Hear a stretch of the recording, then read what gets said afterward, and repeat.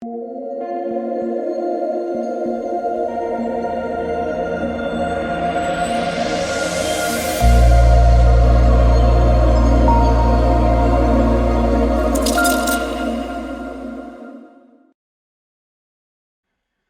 what is going on, guys? It's DK. Back at you with another video here to break down the 4-game NBA slate on Saturday. This could be one of the last 4-game slates we have for the playoffs. If you guys are new to the channel, welcome. My name is DK. I make content for Draftkings, NBA Top Shot, and for Prize Picks.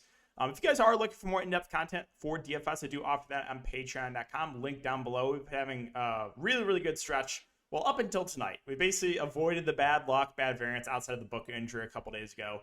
And then basically have every piece of, bad variance happen to be tonight. So this tonight, just a complete, just want to block that out. It never happened. But the sponsor for today's video, guys, is Prize Picks. If you guys are a new user, you can use my code DKDFS for a 100% match up to $100. We've been doing really well over there. I've been giving some picks on Twitter. I gave Bobby Portis over points. That hit easily. I gave Stevie Scott for the USFL under. That hit easily. So make sure to follow me on Twitter, guys. I'll periodically be giving my picks over there. And all right, so let's talk about this 4-game slate. I guess we have to take a look at my lineup. It's ugly. It's ugly. Like I said, every piece of bad luck happened to beat them tonight. I had a lot of exposure to Milwaukee and Chicago. It's like a 2-point spread. Massive blowout. Bulls wave the white flag in the fourth quarter. And the funny thing is, Billy Donovan's actually known for running his starters deep for blowouts. But, he just called it quits at the beginning of the fourth. Just no starters touched the court in the fourth quarter. So, that was definitely frustrating. So, obviously, the Bucks guys didn't play the normal minutes. So, again, there's one piece of, bad luck. Number 2, John Collins misses 2 dunks. They close with Onyeka Okongwu. He gets benched. And then Cam Johnson starts off really well, hits 2 straight buckets, 3 fouls in 6 minutes. It's there's just no way I'm going to win when you have stuff like that happen. So, just a very forgettable night overall. So, I'm doing good in the late showdown. Maybe I can make some money back there. We'll see how that finishes, but I also have Cam Johnson in that lineup. Just a tilting night for sure. But yeah, that's it for the look back again, guys. I just want to forget about tonight. Hope you guys had a better night. Hopefully avoided some of this bad luck. And let's talk about this 4-game slate. So we'll start off from the Philadelphia side. So I do want to mention here Joel Embiid. He has suffered a torn ligament in his right thumb, but he said he's just going to play through it. So we'll see if that affects him. But he's going to play huge minutes. He should play around 40 minutes. Played 44 in overtime last game. So again, I think around 40 minutes makes him an okay spend up. Toronto has done a decent job in him defensively. I think Harden stands out the most to me at only 9-1. Should play around 40 minutes or so. He fouled out in that game against Toronto, but I think Harden makes a pretty safe play. Maxey and Tobias kind of both came back down to earth, and I expected that. I was I don't think Tobias and Maxey are going to average 40 fantasy points in the playoffs. However, these guys are playing huge minutes. You saw an absurd 47 minutes from Tobias Harris. Now, sure, that was with overtime, but 42 in regulation. He's going to play huge minutes. Max is going to play huge minutes. They're both decent options in the mid-range. They've obviously both shown that ceiling, but don't expect, Maxey to average 50 fantasy points and Tobias to average 40, right? That's not going to happen. You're going to see more usage for guys like Harden and for Embiid. And unfortunately, I didn't feel good about it, but he came through for me last slate. Again, I'm going to say Danny Green's a decent value. He played 41 minutes in regulation. So he's not going to do a ton when he's out there. If he can knock down a couple threes, he can probably get close to getting value. So it's not a fun play. Not at all. You're going to feel pretty nauseous if you click on his name, but he's going to play huge minutes. And that's basically it. The starters are just playing huge minutes. I don't really think I can get to anyone else. I guess Niang played 23 minutes, but again, that was Harden foul trouble. If I had to pick someone off the bench, it would be Niang, but that's hard for me to feel good about that. Now with Toronto, I'm just telling you right now, I don't trust Nick Nurse at all. They say he's doubtful. Nick Nurse always lies here. If you want my guess, I think Scotty Barnes ends up playing because Toronto has listed so many guys as doubtful over the last week, and they all just end up playing. So I do not trust Nick Nurse whatsoever. We'll monitor the situation. If Scotty Barnes plays, then everyone on Toronto just kind of looks like mediocre plays, like a must-win game. Siakam and Van Fleet are going to play huge minutes. I think those two would probably be my favorite, but would be hard to get to like the value guys if Barnes plays. Now, if Barnes misses, Achua probably is the guy that gets the big minutes bump. Should play, around 30 minutes. Would like Achua if Barnes doesn't play, but if Barnes is also out, I think Gary Trent is a little bit too cheap if he can knock down his shots. Had a decent shooting game last game. The only downside of Trent is he is very, very scoring dependent, so he does have to hit his shots to get value. So we'll keep an eye on Scotty Barnes news there for Toronto. Dallas and Utah, another big question mark is Luka is questionable. Now, they said he was going to come. They said he was going to play in Game 4. He did go through a full practice Friday. So if I had to guess, I would say he does play. Kid said that the Mavericks remain optimistic that he'll be available. So we'll see. And Tim McMahon said possibly not. So, again, I think it's close to 50-50 with Luka. If Luka misses, you guys know what to do, right? You're going to see massive minutes of Brunson and Dinwiddie, and they're going to do everything for the team. So I think both will look really, really solid. Brunson only played 35 minutes last game because he went to the locker room for a good chunk of that second quarter. And then, Dinwiddie, they're going to play 40 minutes. So I would like them both quite a bit if Luka is out. If Luka is in, I have no interest in either. Dorian Finney-Smith, Bullock are going to play huge minutes. They're both kind of just like neutral plays to me. Finney-Smith played 47 minutes. He literally left the court for 1 minute. That is insane. So he's a very safe play at 5.3K. And then Kleba, I like if Luka plays or not because Dallas wants to spread out the Jazz. So I would think Kleba still plays probably at least 25 minutes if Luka plays, probably more if Luka doesn't play. So he would be a potential another value. I'm staying away from Powell. They don't want to play him in the series. So that's it for Dallas. On the Utah side, basically a must-win game here at home to try to tie up the series. Donovan Mitchell, 8-7, might shoot the ball 30 times. He shot the ball 29, 30, and 21 times the first 3 games so far this series. He's going to play like 40-plus minutes, so I think makes for a good spend-up. Gobert, kind of just there for me.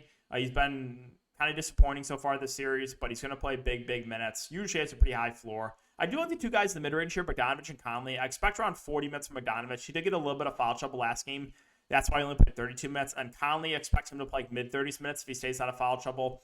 So Conley, Bogdanovich, I think are both pretty safe plays. I'm not really interested in Clarkson. His minutes have just not really been there. I guess he did play 30 minutes last game, but that was Bogdanovich getting in foul trouble. I guess you can consider him in tournaments, but I don't feel great about it. Like, you know what Royce O'Neal is. He's going to play around 30 or so minutes. He can obviously do this to you, but he can do this if he can knock down a couple shots. Low usage guy, but going to play big minutes.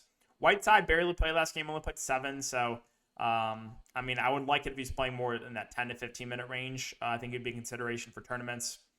But, yeah, that's it for Utah. Boston and Brooklyn. So this is a tricky one because I would be really high on the Boston guys. Again, we have Robert Williams back, and he tends to play in a limited fashion. So it just kind of makes the whole rotation a little bit riskier, right? With just one more body in the rotation, and like how many minutes is Robert Williams going to play in this game? So that's the tricky part about it. But two guys are going to play huge minutes no matter what are Tatum and Brown. Like Robert Williams playing doesn't really affect either of these two. So I think both Tatum and Brown are safe plays. Good matchup here. Both should play around 40 minutes. Like them both. Now with Horford, if Robert Williams plays, I think you can downgrade Horford a bit. And it depends how many minutes is Robert Williams playing. So that's one we'll kind of keep an eye on, the news for Robert Williams. Marcus Smart, I don't really think affects him too much. He should play mid-30s minutes. He had an off game last game, but I still think he's a relatively safe play, a guy that can contribute in a lot of different ways for the team. Derek White barely played last game, played 28 minutes and then went down to 13. I guess if he plays well, they can extend him, so he's viable for tournaments. Daniel Tice with Robert Williams coming back, can't go there. Grant Williams played well and played good defense. I could see him playing 20-plus minutes. I think he's an interesting value play. You did see a little bit of Peyton Pritchard. He played well off the bench, but not enough minutes for me to really feel confident there. On the Brooklyn side, so it's basically do or die time now for Brooklyn. They got to win this game. I think Kevin Durant stands out as a great play at the top. Don't care what's happened the first couple games. I know Boston's a good defensive team. Kevin Durant has not shot well. Don't care. I think Kevin Durant really stands out. I think he bounces back in a big way, kind of Nikola Jokic-esque, back against the wall for KD. I really, really like KD at 10-2. I think Kyrie is solid as well. They need their 2 stars to come up in a big way, but I lean KD over Kyrie. Bruce Brown, I'm tired of this guy. I'm actually really tired of him. Can they just I hate when teams just leave him open so he just goes off. But if teams are going to continue to just like leave Bruce Brown open and he's going to play 40 minutes, you have to consider him in the mid-range. He's gone for 40-plus fantasy points in 4 of the last 5 games. So, unfortunately, I think Bruce Brown's a solid option in the mid-range. But I don't want to play him, but I think you obviously have to consider him. It's going to be interesting to see what his ownership comes out to. The 2 centers in Drummond and Claxton will split the center minutes. Drummond, the slightly better point per minute guy of the 2, but his minutes a little bit less secure. Claxton has been closing games more frequently than Drummond of late, so maybe he's a little bit safer, but neither priority plays. I do like both cheap guards here in Curry and Dragic. I think they're both good values. Like, we know what we're getting out of them most likely. We should get around 30 minutes from Seth Curry. Sure, he's scoring dependent, but he is only 4-3. And Goran Dragic should play somewhere in the neighborhood of 20 to 25 minutes on the bench, and he'll be productive when he's on the court. So I like both the cheap guards here for Brooklyn a good amount, in Dragic and in Curry. And that's really it. I mean, Kessler Edwards probably only plays a couple minutes. Patty Mills will be in the rotation, but I would just rather go to Seth Curry or Dragic for a little bit more than go to Patty Mills. Oh, sorry about that, guys. And finally, Memphis and Minnesota. So this has been a wild series. I mean, you had the massive blowout 2 games ago. Memphis down by like 30. They come back and win. I mean, it's been really crazy. We do have Dylan Brooks questionable. That is something to keep an eye on. That would open up more value if he doesn't play. But starting with John Morant, 9-7, I like him quite a bit at the top. He has not really shot very well so far in the series. 8 of 18, 9 of 16, 5 of 18. Still gone for 50-plus fantasy points every single game. He's getting close to double-digit assists every game. And this is a game that's going to be played at a fast pace. So I do like Ja quite a bit at the top. Desmond Bane, he had a really big game last game. If Dylan Brooks doesn't play, I would like him a lot more. Either way, I think Bane's like a decent option in the mid-range. This guy. Do not get me started here. Still in so much pain from last game from Jaren Jackson Jr. Here's the thing. He's going to start at the 5 again. If he can stay out of foul trouble, he can break the slate. So it's just a question of, are you going to roll the dice on Jaren Jackson Jr. and hope he stays out of foul trouble? Because I'm telling you, if he stays out of foul trouble and plays like 35 minutes, playing majority of his minutes at the 5, he is going to break the slate. It's just a question of, can he stay out of foul trouble? The answer has been no. He's been in massive foul trouble every single game. I was like, okay, back-to-back games, Jaren Jackson gets some foul trouble. No way he can get massive foul trouble again. He picked up like 5 fouls in 14 minutes at low ownership for me last slate. So, just a question of, do you want to roll the dice? Now, here's the thing.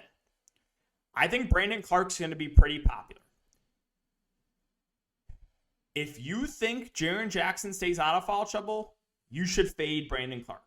Clark's been playing really well in the series. No doubt about it. He has played extremely well. However, he has gotten a minutes bump with the Jaren Jackson foul trouble.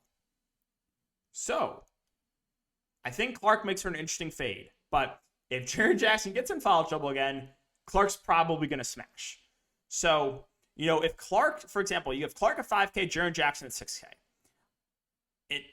I feel like Clark's going to be more popular. I feel like the field's going to go to him, kind of box score watch. For me, again, it's so painful, but I would rather take the shot on Jaren Jackson Jr. at lower ownership and just pray he can stay out of foul trouble. I'm telling you, he will break the slate if he stays out of foul trouble and plays 30-plus minutes. So I like his upside quite a bit, but it's just, I'm pre-tilting it. I'm Friday night, this game's on Saturday night, I'm already pre-tilting the Jaren Jackson foul trouble. Dylan Brooks, if he plays, is a decent option. He has not shot the ball well either this series. He's been not great, but he's at a relatively cheap price point. So I think he's a nice bounce, a buy low candidate if he plays. Now, if he misses, I'm not sure what they're going to do with a starting lineup, because they're obviously going to start, Kyle Anderson the 4, Jaren Jackson the 5, Ja and Bane as the guards. Do they? Maybe it's Zaire Williams that picks at the start. I guess they could throw a John Conchar in there too. I don't think they would start Melton. But yeah, we'll keep an eye on that one. But either way, if Brooks misses, I think Melton could become playable. I know he didn't play much last game, but I would assume if Dylan Brooks doesn't play, he's back in the rotation and getting at least a couple shifts. Again, maybe Zaire Williams, maybe Conchar. We'll see. Kyle Anderson, I know he was bad last game, but he played 26 minutes. If he starts at the 4 again, I think he's a relatively safe value. Not a guy that has a super high ceiling, but I think he's a decent play, a guy that can contribute, a lot of different ways and stuff to the stat sheet. Again, Clark, we talked about him. Xavier Tillman probably will still be in the rotation. Only played 16 minutes, though. If you want to take a shot at him at a really cheap price point, don't think it's worth. I would assume he's still in the rotation over Adams, but we'll see.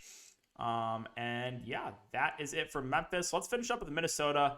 Another team that's they were a headache in the regular season because you just never knew which one of the big three was going to go off. And it's basically been the same story here in the playoffs, right? D'Lo. Let's just look at D'Lo stats. 51 here against the Clippers, an absolute smash. Then bust, then a smash. Right, let's just take a look at Anthony Edwards. Goes for 42, 54 smash, 30, 33 bust. Karl-Anthony Towns. Bust here. Smash, bust. So it's if this game's as competitive, obviously one of these guys is having a good game. Now the tricky part is, who is it going to be, right? I personally think that Karl-Anthony Towns comes out way more aggressive in this game. He's been in foul trouble a lot this series. He shot the ball 4 times last game. 4. Cat, buddy, you got to be more aggressive. What are you doing? So 8.9K, I do think he bounces back. I like Cat a good amount. Edwards and D'Lo have flashed their ceilings. They have flashed their floors as well, but both should play big minutes. No issue finding go to either. Like I said, it's hard trying to figure out who it's going to be. Patrick Beverley, we know what we're getting out of him. He's going to play 30 to 35 minutes. He's a good defender. He can get some blocks and steals. I think he's a pretty safe play. Now, what I want to mention with Minnesota is the first couple games, they basically ran a 10-man rotation. Last game, they just come out of nowhere and run an 8-man rotation, which is actually really, really good, obviously, for the Minnesota guys. So if they continues to run an 8-man rotation, these Minnesota value plays are definitely in consideration. So Malik Beasley, 4-2, played 25 minutes. I think he's a fine tournament play. The guy that got the huge bump out of nowhere, Jared Vanderbilt, played 32 minutes. Now, I'm not sure if we get 32. I don't think we're getting 9. But if we will get an 8-man rotation and Vanderbilt stays out of foul trouble, I think he's playing at least 20 minutes. So at 3.7K, I do think he's a solid value play. McDaniels, I like as well, 3-4. I think he's probably playing over 20 minutes. So those two are decent values. You saw a little bit of backup 5 run for Naz Reid, a little bit of run for Taurean Prince, but not enough for me to consider them. So that's going to wrap it up for the video, guys. Again, if you have been enjoying the YouTube videos, the Draftkings, the USFL content, the prize picks videos, just make sure to hit that like button. Subscribe to the channel if you haven't already. Hit the notification bell. That stuff does help me out. But yeah, have a good rest of your Friday night, guys, and I will see everyone in the next one.